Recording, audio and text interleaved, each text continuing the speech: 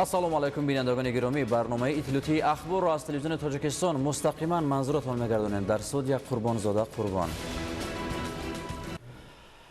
таҷрибаи қабули конститутсия дар давлатҳои ҷаҳон аз ҷумла дар Тоҷикистон нишон дод, ки он чун ҳуҷҷати бисёр муҳими сиёсӣ ва санади олии ҳуқуқӣ бо истиқлоли давлатӣ робитаи мустақим дорад.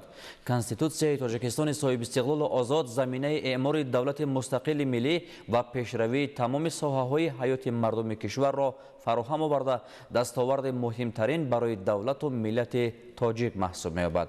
шарҳи мавзӯъ дар гузориши Зафар Қаюмзода.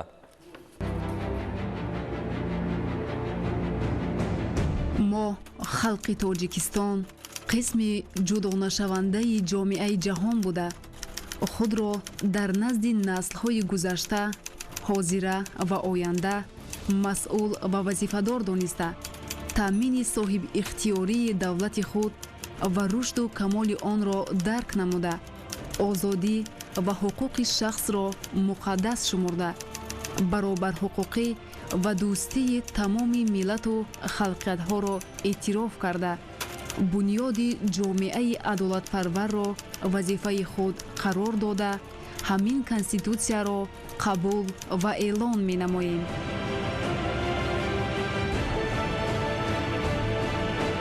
аз қабули Конститутсияи Ҷумҳурии Тоҷикистон баъди чанд рӯзи дигар 30 сол пур мешавад. Конститутсияи Ҷумҳурии Тоҷикистон 6 ноябри соли 1994 дар давраи ҳасоси сиёсиву иҷтимоӣ аз ҷониби халқ бо дарки масъулияти бузург тавассути райпурсӣ қабул гардид. баъди қабули Конститутсия дар Тоҷикистон ислоҳоти бунёдиву фарогири сиёсиву ҳуқуқӣ ва иқтисодиву иҷтимоӣ оғоз гардид. соҳаҳои ҳаёти ҷомеаву давлат ба танзим дароварда шуд. Конститутсия бори нахуст Тоҷикистонро ба ҷаҳониён чун давлати соҳибихтиёр, демократӣ, ҳуқуқбунёд ва дунявӣ муаррифӣ намуд.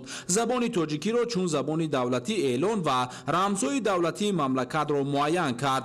ҳуқуқу озодии инсон ва шаҳрвандонро, арзиши олӣ ва халқро баёнгари соҳибихтиёрӣ ва сарчашмаи ягонаи ҳокимияти давлатӣ эътироф намуд. ин конститутсия барои давлати соҳибистиқлол, давлати намин заминаи ҳуқуқӣ гузошт ва аз ҳамин сабаб мо бо боварӣ комил гуфта метавонем, ки дар таҳия ва қабули конститутсияи навини Тоҷикистон мавқеи роҳбари давлат ниҳоят бузург аст. на танҳо он кас роҳбари раиси комиссияи конститутсиониро ба уҳда доштанд ва бевосита ба аъзоёни комиссия ва аъзоёни гурӯҳи корӣ, аъзоёни зергурӯҳҳои корӣ оид ба қабули меъёрҳои демократӣ дигар давлатҳо омӯзиши он масъалаҳо супориш медоданд ва дар натиҷа конститутсия яке аз конститутсияи мукаммал гуфтан мумкин аст ба ҳисоб меравад ва аз ҷониби коршиносони дигар давлатҳои хориҷӣ мусби арзёбӣ гардид. саҳми президенти мамлакат дар қабули конститутсия ниҳоят калон аст, зеро президенти мамлакат ба масъалаи асосӣ, яъне ба мардум соддаву фаҳмо будани меъёрҳои конститутсия аҳамияти ҷиддӣ доданд ва ҳаёт исбот кард, ки конститутсия ин догма нест ва се тағйири иловаҳое ки ба конститутсия ворид карда шуданд соли 1999, 2003 ва соли 2016 аз он собит медиҳад, ки ҷамъият давлати Тоҷикистон рушд меёбад, низоми демократии ҷомеа такмил меёбад ва ҳама ин дастовардҳои давлати азизи мо дар конститутсия дар тағйири иловаҳо ворид карда шуда. 30 соли амали конститутсия собит сохт, ки халқи тамаддунсозу фарҳангӣ ва ободгари тоҷик он замон тавонист санаде қабул намояд, ки дар ҳақиқат таҷассумгари манфиатҳои миллӣ буда рушди бо низоми давлат ва ҳаёти осудаи ҷомеаро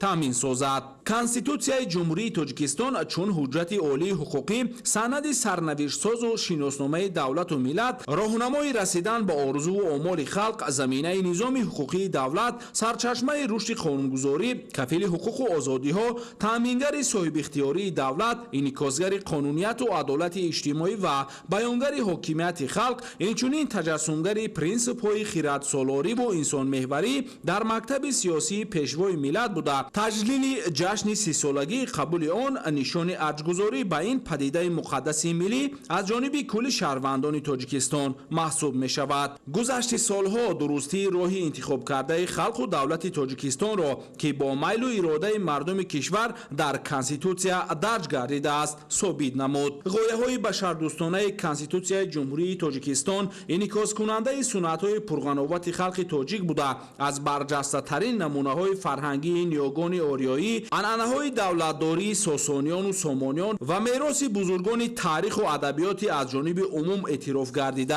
سرچشمه می‌گیرد. قانون اساسی تاجیکستان زمینه حقوقی را برای فعالیت آزاد اقتصادی، صاحبکاری، شکل‌های گوناگون مالکیت از جمله مالکیت خصوصی فراهم آورده، آغاز مرحله صفتا نوی انکشاف دولت و جامعه گردید. در این زمینه خلق به خودشناسی و خودآگاهی ملی رو آورده، کارهای بزرگ و سازنده بهر سرسبزی و شکوفایی وطن مقدس تاجیکستان انجام داده شد. ساکنان تاجیکستان این سند تقدیرساز را عزیز و مقدس می‌حسابند، زیرا کانستیتوسیای جمهوری تاجیکستان انسان حقوق و آزادی‌های او را ارزش عالی اعلان نموده کفالت می‌دهد که حقوق و آزادی‌های انسان و شهروند از جانب دولت اعتراف، رعایت و حفظ می‌شوند. کانستیتوسیا چون حجت برنامه‌ای حیات دولت و جامعه دورنمای پیشرفت تاجیکستان را برای سالهای طولانی پیش بینی نموده برای خلق بردوام و پاینده خدمت می‌کند.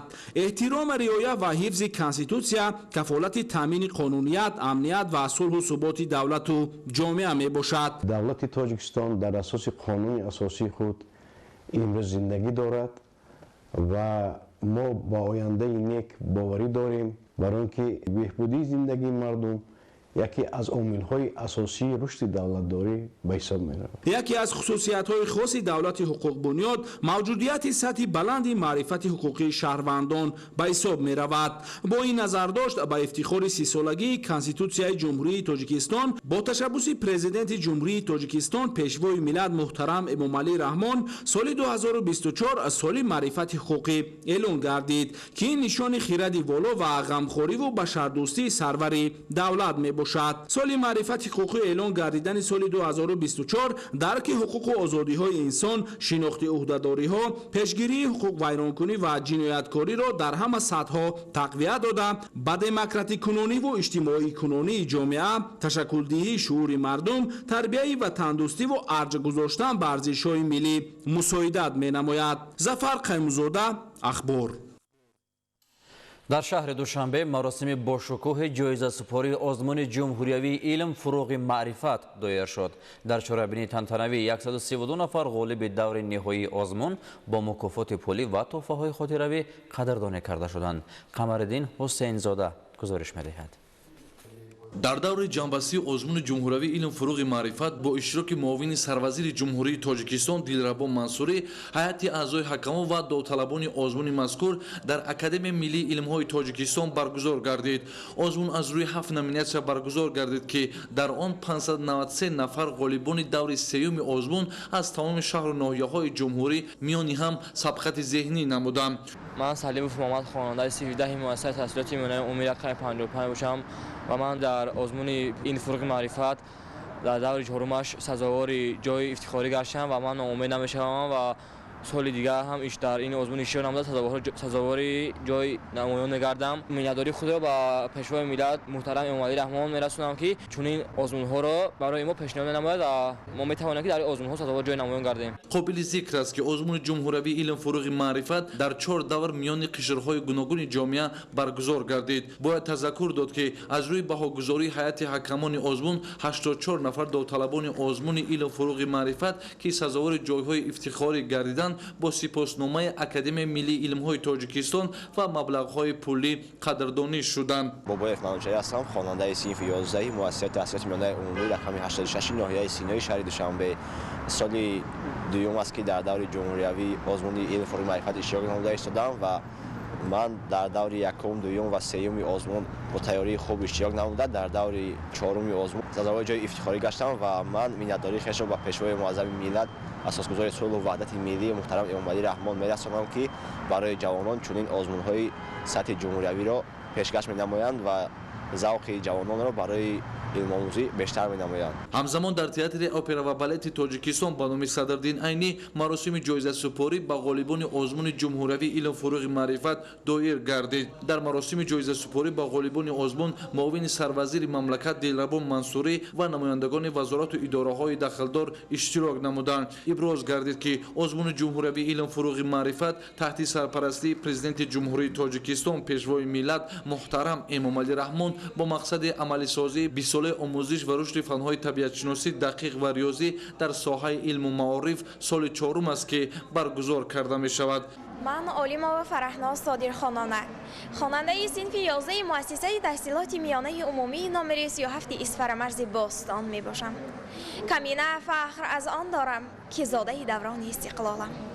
شکرانه از آن می کنم که فرزند فرزانه ملت، اساسگذار صلح و وحدت ملی، پیشوای معظم ملت جناب عالی محترم امامعلی رحمان بهر ما جوانان سالهای 2020-2040 را 20 ساله آموزش و رشد فنهای طبیعت شناسی دقیق و ریاضی اعلان نمودند تا که ما نسل جوان امروز و فردای کشور با آموزش فنهای طبیعت شناسی دقیق و ریاضی مشغول شده قابلیت ایجادی خود را بلند برداشته بهر آبادی و سازندگی کشور عزیز خود سهم ارزنده خود را گذاریم.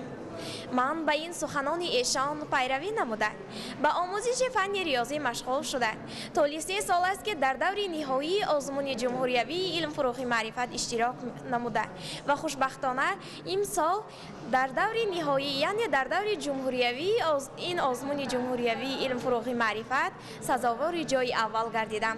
من مرتضی و ماهرو آموزگار مؤسسه تحصیلات میانه عمومی رقم 37 ناحیه اصفهان می باشم. من خرسند از آن هستم که شاگردی من علیمова فرحناز در آزمون علم فروغی معرفت سزاوار جای اول گشت. من کوشش به خرج می دهم که دیگر شاگردان نیز به این آزمون تیار نموده و در آزمون های علم فروغی معرفت که برای فنهای دقیق پیش بینی شده است تیار نمایم. مینداری خود را من و پیشوای ملت جناب عالی محترم امامعلی رحمان میرسانم و این چنین به آن داوران میرسانم که آزمون را خیلی شفاف و صادقانه گذرانیدند. علم فروغ معرفت بهاری معنوی علمی ما و شماست. این همه بهار و این همه طلوع و این همه نصرت هاست برای ما و برای کل مردم تاجیکستانیان مبارک باشد. هدف برگزاری آن رشد تفکر تکنیکی، ترغیب جهانبینی علمی، دسترسی پیدا کردن به تکنیک و تکنولوژیا، توسعه اختراعکاری و نوآوری، پیوست علم با استحصالات، جلب بیشتر خوانندگان و دانشجویان و دیگر قشرهای جامعه با آموزش فنهای ریاضی دقیق و طبیعی، همچنین دریافت و معرفی استعدادهای نو در این سمت باشد.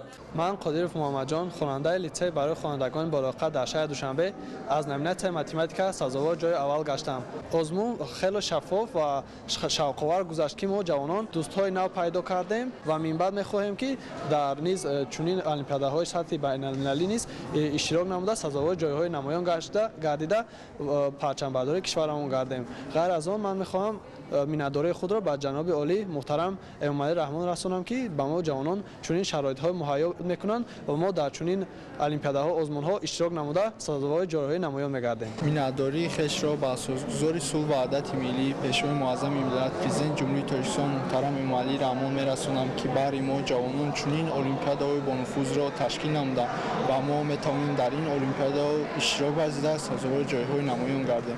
این چنین مینداری خش را با رئیس شهر دوشنبه محترم رستم امامعلی میرسانم که برای ما جوانان چنین آزمون‌ها و المپیادهای شهری به مانند این فروغ معرفت تاج سر جمله هنرهاست این زبان دانی جهان دانی و غیره را تشکیل نمودند و ما میتوانیم در این المپیادها اشتراک ورزیم. در دور جنبستی آزمون جمهوریوی علم فروغ معرفت 132 نفر صاحب جای‌های نمایان گردیدند. از جمله 22 نفر سزاوار جای یکم، 44 نفر صاحب جای دوم و 66 نفر سزاوار جای سوم گردیدند. من محمد رفیع سلیم خواننده صنف 10 مؤسسه تحصیلات میانه عمومی رقم 3 از ناحیه امیر سعید علی حمدانی. من خوشبخت از آن هستم که امروز در آزمون جمهوری علم فروغ معرفت سزاوار جای دوم گشتم و من میnnتداری خود را به پیشوای معظم ملت محترم امام علی رحمان میرسانم که برای ما جوانان چنین آزمون ها را پیشنهاد کرده است و من میnnتداری کلان خود را به استادم بزرگ فرمند میرسانم که من را در این جهت تعلیم و تربیت کرده است. من حیاتوف احسان دانشجوی کورس سوم فاکولته مکانیکای متماتیک دانشگاه ملی تاجیکستان می باشم. من سال دوم است در این آزمون علم فروغ معرفت اشتراک کرده. در سال اول سزاوار جایهای معین نشدم و در پیش خود مقصد گذاشتم که به دور نهایی سزاوار جایهای معین را سزاوار گردم و بالاخره در این سال در سال 2024 من در سطح جمهوری در آزمون علم فروغ معرفت سزاوار جای اول گشتم و من از این خیلی خوشحال هستم که در این سطح جمهوری سزاوار جای اول گشتم و در جوانان امروزه گفتنی آن را دارم که به این گونه آزمون ها المپیاده ها شرکت ورزیده سزاوار جای های نمایان گردند و دانش خود را سرقلب دهند. منتداری خود را به پیشوای معظم ملت محترم امام علی رحمان میرسانیم که این گونه المپیاده آزمون ها را جاری نمودند تا ما جوانان دانش خود را سرقلب دهیم و سزاوار جایهای نمایان گردیم. нафароне ки соҳиби ҷойҳои намоён гардиданд бо диплом сипоснома ифтихорнома ва тӯҳфаҳои пулӣ қадрдонӣ карда шуданд. аз ҷумла нафароне ки сазовори ҷои якум гардиданд 35 000 сомонӣ, соҳибони ҷойҳои дуюм 25 000 сомонӣ, нафарони сазовори ҷои сеюм гардиданд 15 000 сомонӣ ба ҳар як нафар тақдим гардид. ҳамчунин ба омӯзгороне ки шогирдонашон ҷойҳои намоёнро сазовор гардиданд бо 10 000 сомонӣ қадршиносӣ карда шуданд. қамардин ҳусейнзода, баҳодури қурбон, шаҳри душанбе, ахбор. роҳандозии озмунҳои ҷумҳуриявӣ таваҷҷӯҳи аҳли ҷомеаро ба китобхониву омӯзиши илмҳои муосир бештар намуда дар тафаккури шаҳрвандони мамлакат эҳтирому қадршиносӣ арзгузорӣ ба осори пурғановати гузаштагон ва пайравӣ ба аҳли бузургони илму адабро тақвият бахшид. идомаи мавзӯъ дар гузориши навбатӣ. علم و دانش که روشنگری راهی انسانی است، آن را بزرگان علم و ادب برای جسم و تن آدمی چون جوشن پنداشتند و همیشه برای مطالعه کتاب و توجه بیشتر به آموزش علم‌های زمان روانه نمودن اهل جامعه را تلقین می‌نمایند. ملت تاجیک در طول تاریخ صاحب فرهنگ و تمدن پرغناوت بودند. خوشبختانه این عنعنه نیکی گذشتگان یعنی صنعت کتابداری و سخنوری امروز نیز در تاجیکستان صاحب استقلال ما موقعی شایسته دارد. با مقصد جلب بیشتری ساکنان مملکت خاصا نسل جوان و نورس با مطالعه پیوسته کتاب و آموزش علم‌های معاصر طول 7 سال می شود که با تشبث وزارت فرهنگ جمهوری تاجیکستان آزمون جمهوری بیبلیومارافون تحت عنوان همنشین نست بهتر از کتاب با اشتراک خوانندگان مؤسسه‌های تحصیلات میانه و عمومی مملکت در سطح بلند برگزار می گردد. آزمون مذکور بار دیگر توجه اهل جامعه بخصوص نسل جوان را به آموزش علم و مطالعه پیوسته کتاب بیشتر نموده همساله نتیجه های نظررس به بار آورده ایستاده است. به همگان معلوم است که در زمان استقلالت سیاست فرهنگی حکومت جمهوری تاجیکستان مخصوصا دستگیری های پیگیرانه اساسگذار صلح و وحدت پیشوای ملت پرزیدنت جمهوری تاجیکستان محترم امام علی رحمان در ساحه کتاب و کتابداری خیلی پیگیرانه رفته ایستاده است. سال هفتم است که بیبلیومارافون تحت عنوان همنشینی به از کتاب مخواد در سراسر جمهوری برگزار گردید و امروز جنبست این آزمون در مؤسسه دولتی کتابخانه دولتی بچگانه جمهوری با اشتراک غالبان شهر و ناحیه ها و ولایت های کشور برگزار می گردد. هدف اساسی چاره‌بینی مذکور این پیش از همه دریافت چهره های نو در بین کودکان و نورسان آید به سمت کتاب و کتابخوانی می باشد و باعث خوشنودی است که در سال جاری اشتراک داوطلبان در این آزمون خیلی خوب گذشت و تعداد اشتراک کنندگان نسبت سالهای قبلی زیادتر بودند. باعث افتخار سرفرازی است که با دستگیری حکومت جمهوری تاجیکستان خاصتا با دستگیری رهبر معظم کشور در سراسر جمهوری چندین فستیوال ها آزمون ها راه اندازی می‌گردد و امروز در مؤسسه دولتی کتابخانه دولتی بچگان جمهوری بانو استاد میسائیل میشکر رسمی پشتشوی آزمون جمهوری بیبلومارافون تحت عنوان همنشینی بهتر از کتاب مخوان جریان دارد. در سراسر کشور از دهکده دور تاجیکستان تا پایتخت عزیزم شهر دوشنبه آزمون جمهوری بیبلومارافون دوام داشت و امروز باعث افتخار است که اون خوانندگانی که در مؤسسه تعلیمی فراگیر بودند در این آزمون اشتراک داشتند و خوانندگان فعال امروز با مکافات‌های پولی و افتخارنامه و دیپلم‌های فستیوال جنبش می‌گردد. امروز سزاوار جای افتخاری شدم از آزمون جمهوری بیبلومارافون تحت عنوان همنشین بهتر از کتاب مخواه. من می‌نداری به اندازه خود را به پیشوای معظم ملت می‌رسانم که برای ما نورسان چنین شرایط‌های خوب را فراهم کرده. ضمن جایزه سپاری ذکر گردید که کتاب سرمایه عقل و خیرات، ثروتی به‌بها، کانی گنج و معرفت و مجموعه اخلاق نکویی است که انسان را برای راستی و راستکاری، خیرتمندی و مردانگی و متانت و بزرگی راهنمایی می‌سازد.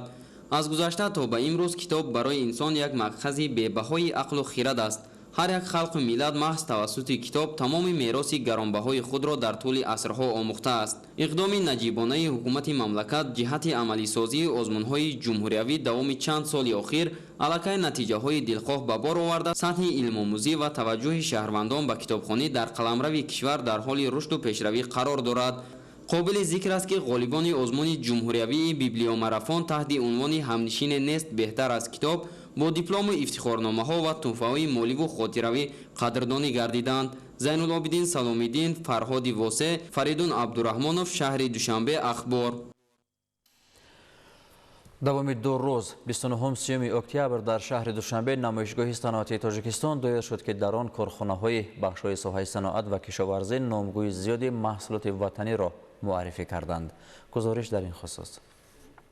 2 روز می شود که در دایره فرم سرمایه‌گذاری معدن و متالورگیا در قطار شرکت‌های داخلی جمعیت دارای مسئولیتش محدود ماهر سمنت با پیشنهاد 8 نامگوی محصولات از قبیل سمنت، گچکردان، پروفیل‌های آهنین و دیگر مصالح ساختمانی اشتراکی فعال دارد. برای استحصال مصالح ساختمانی اشیای خام محلی استفاده گردیده است. سالانه این کارخانه 1,200,000 تن سمنت نوع‌های 400 و 500 استحصال نموده، نامگوی و حجم استحصال دیگر نمود محصولات را نیز زیاد می‌نماید و هرچی بیشتر راه یافتن به بازارهای داخلی و خارجی در این فرم اشتراک دارند. محصولات ما از اشیاء خام وطنی استحصال میشوند و برای سلامتی شهروندان هیچ ضرری ندارند. این چنین محصولات های ما دارای سرتیفیکات های زیادی جهانی میباشند که این نیز صفت محصولات ما را نشان میدهد. ما بسیار شاد هستیم که این چنین امکانیت ها پیدا می شوند که ما می توانیم محصولات وطنی خود را به شهروندان و به شهروندان دیگر دولت ها نشان دهیم. نمایشگاه صنعتی تاجیکستان در دایره نخستین فرم بین المللی سرمایه‌گذاری ساحه معدن‌های کوهی متالورگیای تاجیکستان 29 اکتبر سال 2024 در مرکز نمایشگاه بین المللی شهر دوشنبه نمایشگاه صنعتی تاجیکستان برای مهمانانی در فرم بین المللی سرمایه‌گذاری ساحه معدن‌های کوهی متالورگی تاجیکستان برگزار گردید. همکاران نو، شریکان نو برای همکاری، برای منبع صادرات به کشورهای دیگر، همچنین جلب تکنولوژی پیشرفته، جلب متخصصان پیشرفته و دیگر مسئله های همکاری، مسئله های وابسته به داد و گریفت مثلا بررسی می شوند، گفتگو می شوند، با امکانات های استحصالی ما شناس می شوند، ما با امکانات های استحصالی آنها شناس می شویم. در حال رسیدن به موافقه همکاری میکنیم، مثلا از اونها محصولات میگیریم، به اونها محصولات پیشنهاد میکنیم. یعنی یک دایره فراخی همکاری ها برای ما فراهم آورده میشه در دایره این چهاربینی ها. به همین خاطر ما همیشه کوشش کردیم که در نمایشگاه هایی که میشوند شرکت فعال داشته باشیم، همه جانبه آمادگی بینیم، محصولات نو به نو پیشنهاد کنیم. در تالار محصولات صنعتی تاجیکستان گوشه های ساحه صنعت ماشینسازی، خیمیا، نساجی، معدن، کندانی های فایده‌ناک، مصالح ساختمانی، انگشت، تکنولوژی های اطلاعاتی، енергетика, хӯрокворӣ, кишоварзӣ ва коргоҳу корхонаҳои истеҳсолӣ иштирок намуда, номгӯи зиёди маҳсулоти ватаниро пешкаши ҳозирин гардониданд. воситаҳои нақлиёти мусофиркаш ва боркаш, ҳарбии муҳофизатӣ, инчунин техникаҳои кишоварзии Тоҷикистон дар майдони кушодаи намоишгоҳ ба намоиш гузошта шуда буданд. форуме ки баргузор гардид ин аслан ҷалби сармоя барои рушди саноат, санаи кӯҳии металлургиро дар бар мегирад. мо дар форум бо иштироки сармоягузорони хориҷӣ суҳбатҳо гузарондем. ташкили чунин намоишгоҳҳои байналмилалии барҳаво боиси густариш ёфтани ҳамкориҳои миёни корхонаҳои истеҳсолии саноатӣ, рушди пешрафти фаъолияти корхонаву коргоҳҳои истеҳсолӣ ва афзоиши номгӯй ва ҳаҷми содироти маҳсулоти саноатӣ маънидод гардид. намоишгоҳ бо мақсади таъмин намудани рушди соҳаи саноат ва ноил гардидан ба ҳадафи чоруми стратегии миллӣ саноатикунонӣ бо суръати кишвар баргузор гардида, дар доираи он маҳсулоти корхонаҳои саноатии истеҳсолӣ ба меҳмонон ва соҳибкорон муаррифӣ ва бадин васила ҳамкорӣ бо кишварҳои иштирокдор тақвияти бештар пайдо намуд. бо мақсади баланд бардоштани нишондодҳои истеҳсолӣ ва гирифтани самараи иқтисодии бештар, имсол хоҷагиҳои пахтакори мамлакат бо усули обмонии қатрагӣ дар майдони 12939 гектар киштпарвариш ва истеҳсоли пахтаро ба роҳ монданд. гузориши Гулчеҳраи Сатор. бо истифода аз роҳҳои муосири кишту парвариш, кишоварзони ҷумҳурӣ метавонанд ба дастовардҳои назарраси истеҳсолӣ ноил гарданд. замони соҳиб истиқлолии ватан ба соҳибкорону хоҷагидорон имкон фароҳам овард ки аз таҷрибаи пешрафтаи дигар давлатҳо омӯхта онро дар соҳаҳои гуногун амалӣ созанд. барои баланд бардоштани нишондодҳои истеҳсолӣ, хоҷагидорон бояд аз кадом роҳҳои муосири парвариш истифода кунанд ки ба ҷои зарар фоида бинанд. мувофиқи маълумоти ба дастомадаи имрӯз, дар миқёси ҷумҳурӣ дар 12939 гектар замин бо истифодаи тухмиҳои босифат кишти пунбадона гузаронида шудааст ки нигоҳубину парваришаш бо усули обмонии қатрагӣ ба роҳ монда шудаасту кишоварзон аз самари меҳнат манфиати хуби иқтисодӣ мебинанд. як сабаби баланд бардоштани ҳосилнокии ҳамин зироати пахта ин обёрии қатрагин мебошад. хуб мешуд ки хоҷагидорони мо аз ҳамин усул ҳам зиёдтар истифода баранд. ҳамин обёри қатрагин мана мо назар кардем дар ноҳияи Данғара, ноҳияи Ёвон, Дӯстӣ аз 5 то 10 сентнер хиди обёри қатрагин ҳосилнокиро баланд мекунанд. то 10 сентнер ҳосилнокиро баландтар мекунанд. қувваи корӣ камтар мешавад, самараи иқтисодии хоҷагӣ баландтар мешавад. ба ҳамин хотир хуб мешуд ки имрӯз хоҷагидорони мо бо усули обёрии қатрагин ҳам гузаштан лозим аст. самараи иқтисодии хоҷагӣ баландтару хубтар мешавад. дар ноҳияи Ҷайҳун бо ин усули парвариш 5000 гектар замин, дар ноҳияи Дӯстӣ 3452 гектар ва дар ноҳияи Данғара бошад бо ин роҳ 2300 гектар пахта кишт парвариш ва истеҳсол карда мешавад ки аз коркарди ниҳояш сокинони маҳаллӣ, соҳиби ҷойи кор ва корхонаҳои саноатӣ бо ашёи хоми ватанӣ таъмин мегарданд. гузаштан ё ки қисман гузаштан ба тариқи қатраги обмонӣ пахта ин нишонаи он аст ки мо аллакай дар ҳамин ҷумҳуримон дар самти пахтакорӣ дастовардаи инноватсиониро истифода мебарем, ҷорӣ мекунем. соли аввал камтар хароҷотҳош вазин мешавад, баъд солҳои оянда беҳад самараи хуб дорад, яъне бисёр хароҷотҳо кам мешавад. ҳамун технологияи захира сафракунанда ҳам якташ ҳамин гузаштан ба тариқи қатраги обмонӣ пахта аст. ин таҷриба манфиатбор буда дар баробари баланд гардидани маҳсулнокии зироат, об ва қувваи корӣ низ хеле кам сарф мешавад, зеро об ба таври мустақим ба решаи растанӣ бо фишори паст рафта мерасаду дар шароити камбуди об ин усул самаранокии истифодаи захираҳои табииро таъмин месозад. бартарии дигари ин таҷриба дар он аст ки ғизоҳои минералӣ ба таври мунтазам ва бо миқдори зарурӣ ба решаи растанӣ ворид гардида ба баланд шудани ҳосилнокӣ ва кам гардидани хароҷотҳо ва зарар надидани муҳити зист мусоидат мекунад. дар ҳолати риояи агротехникаи парвариш хоҷагидорон метавонанд аз 1 гектар замини пахта аз 40 то 50 сентнер ва дар баъзе ҳолат то 60 сентнер ҳосил гиранд ки ин нишон дод ҳавасмандии онҳоро ба кишту парвариш ва истеҳсоли ин зироати техникӣ бештар месозад. иштироки фаъолонаи варзишгарони ноҳияи Балҷувон дар мусобиқаҳои гуногуни сатҳи ҷумҳуриявӣ ва байналмилалӣ аз рушди соҳаи варзиш дар ноҳия башорат медиҳад. 5 нафар дастпарварони муассисаи давлатии мактаби варзишии ноҳия пас аз ширкати фаъолона дар мусобиқаҳои сатҳи байналмилалӣ дар ҷумҳурии Қазоқистон бо ғолибият ба ватан баргаштанд. ғолибонро дар ноҳия сокинон бо хушҳоливу самимияти беандоза дар вазъияти тантанавӣ истиқбол намуданд. гузориш дар ин хусус. истиқболи 5 нафар аз ғолибони мусобиқаҳои сатҳи байналмилалӣ дар ноҳияи Балҷувон шурӯъ аз даромадгоҳи ноҳия бо ифтихору хушҳолӣ ва самимияти беандоза ҷараён ёфт. мусобиқаи байналмилалӣ ки дар шаҳри Шимкенти ҷумҳурии Қазоқистон баргузор гардид, аз ноҳияи Балҷувон 1 мураббӣ ва 4 нафар варзишгарон ширкат варзида аз рӯи 3 намуди варзиш баромад намуда ғолибият ба даст оварданд.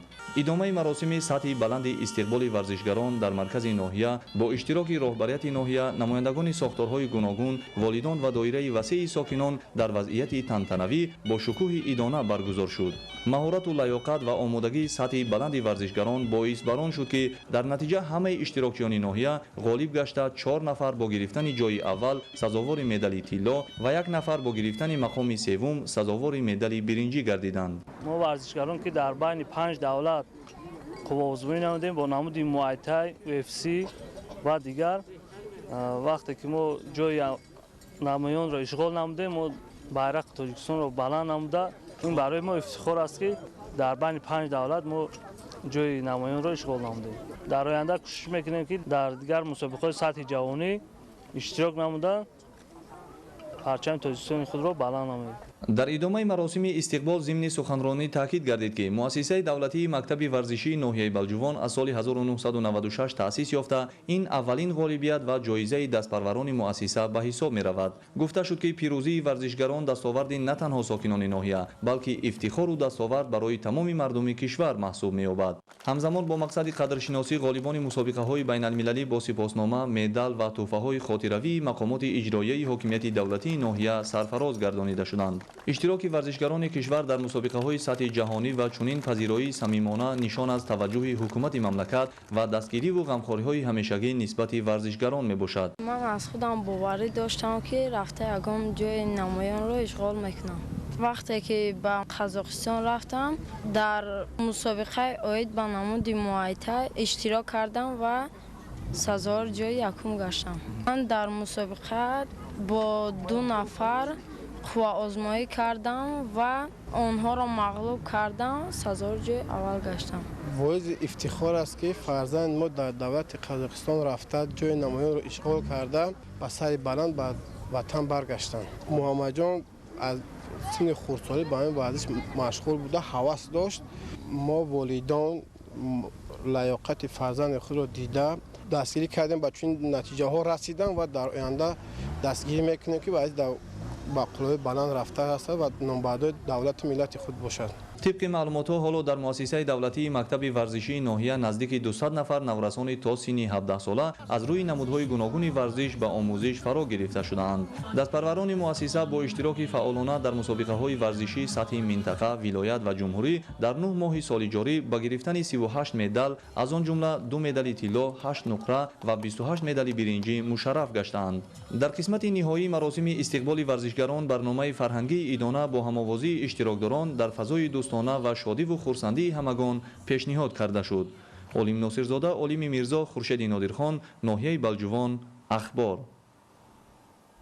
بینندگان گرامی در همینجا برنامه اخبار به انجام میرسد. موفق و خانه آباد بمانید.